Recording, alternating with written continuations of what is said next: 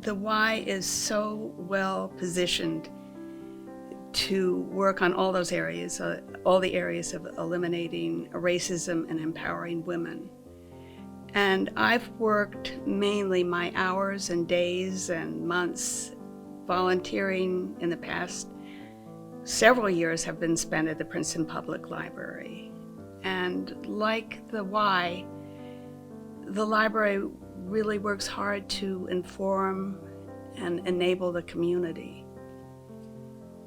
The past year has made people so isolated and so lonely, and the library has worked really hard to reach out to connect on a personal level and on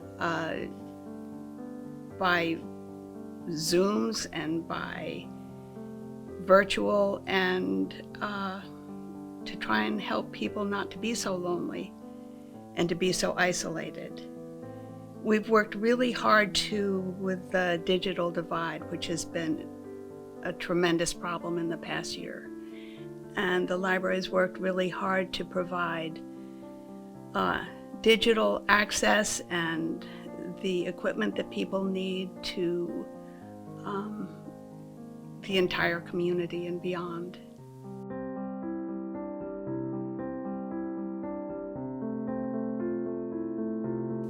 Not one woman, but really 7 women. I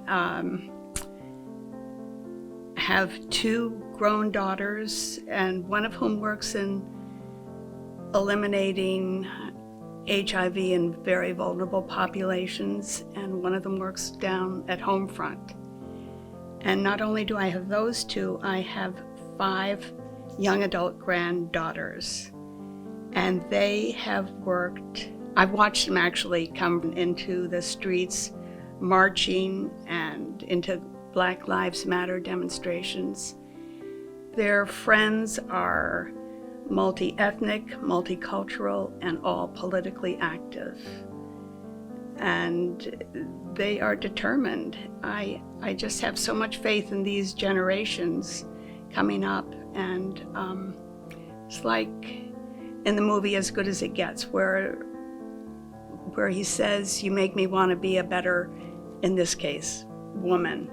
And they're unstoppable, and I just want to keep up with them.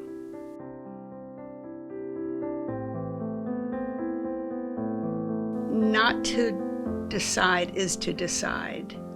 You may walk into muddy waters, you'll have uncomfortable moments, but places like the Y are so well positioned to give women an opportunity to act, to come together, and to work as a team.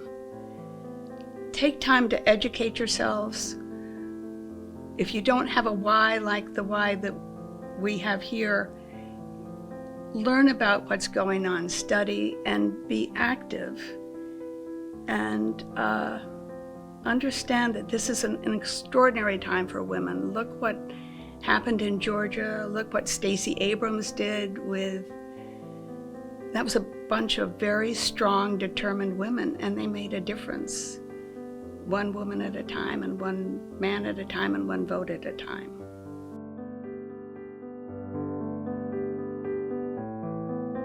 Our church, the Nassau Presbyterian Church, has 2 partner churches, one in Trenton, Westminster Presbyterian Church, and one in Princeton, Witherspoon Street Presbyterian Church.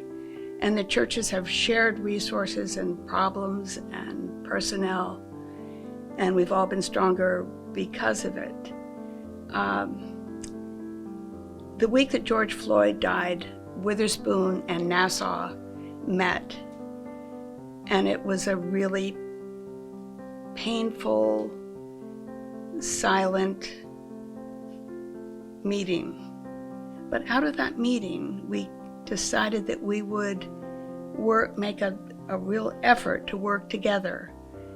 So we designed a group that we called Bending the Moral Arc, Contemporary Conversations on Race and Justice.